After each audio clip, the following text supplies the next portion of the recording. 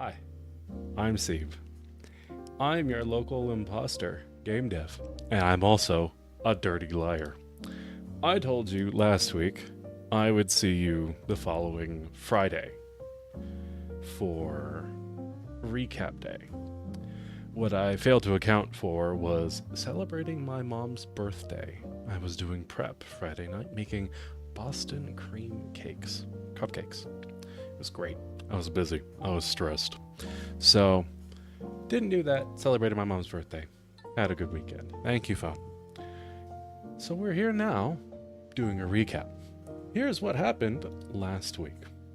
You may recall, and I'm going to go ahead and pull up the Trello board I've got here.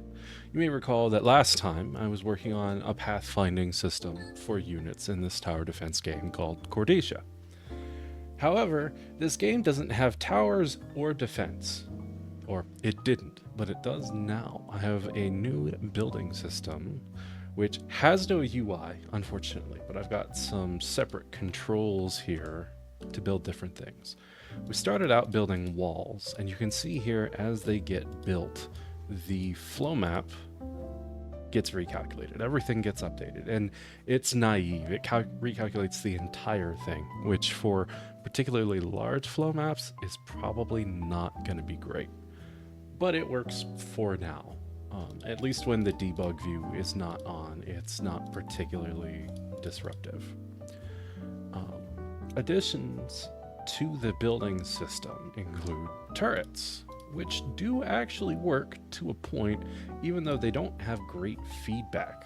They basically point at the last tile they targeted to kill something, and when units move in file around them, they just shoot whatever's there and it disappears. And it's not fantastic, but the core of it works, where the turret actually targets things. It queries the unit manager for any units within range around it. These are actually just made so that they attack whatever is within a 1 tile radius around them. Beyond that, I did a little bit of working under the hood to make things with the unit manager play nice with this system, so it still stays pretty fast.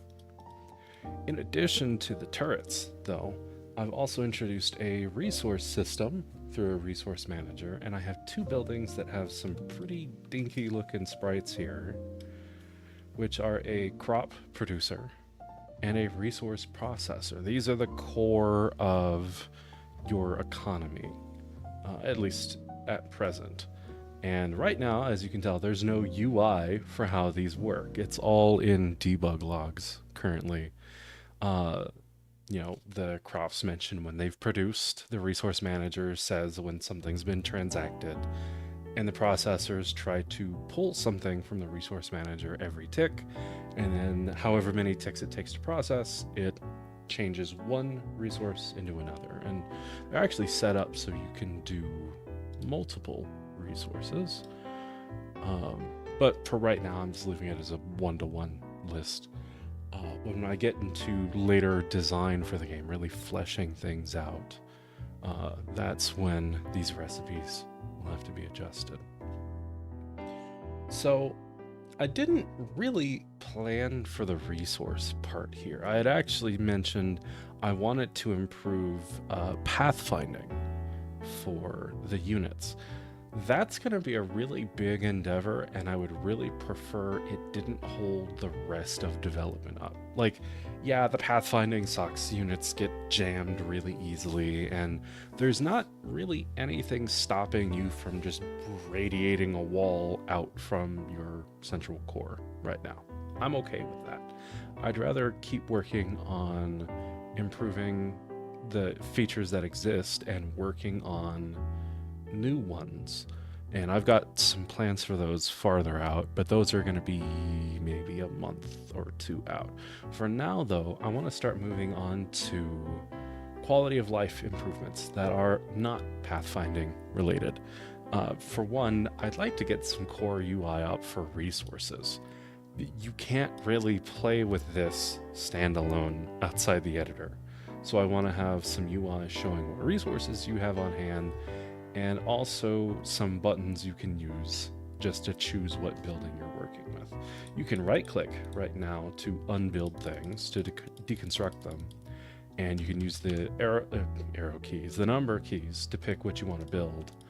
But that's no good. There's no need to keep that in. That is solely for myself. Beyond that, I'd like to work on the lerp for the units. I mentioned before 2 weeks ago that how it's done now, how the units move, is wrong. I do want it to be this sort of like turn-based looking movement, but the process with how it's done is wrong. It doesn't work. It's not how I want it. That's definitely going to be a big focus for me this week, probably starting Tuesday, maybe late Monday, depending on how the UI stuff goes. And then these last 2 bits I'm thinking of working on really could be rolled into one, which is a lot of refactoring some of the starting code. 2 main points I don't care for. So I turn the volume of my music down.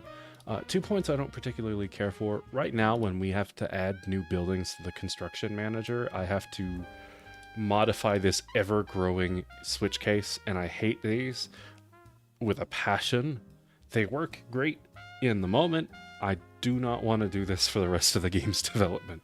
So I want to work on sort of a context system where if I have different buildings with different sort of inheritance, you know, your turrets, your crop producers, your processors, that have different needs and different systems they have to interact with, I'd like to have different contexts that I can provide them. Something for economy, something for combat, things like that.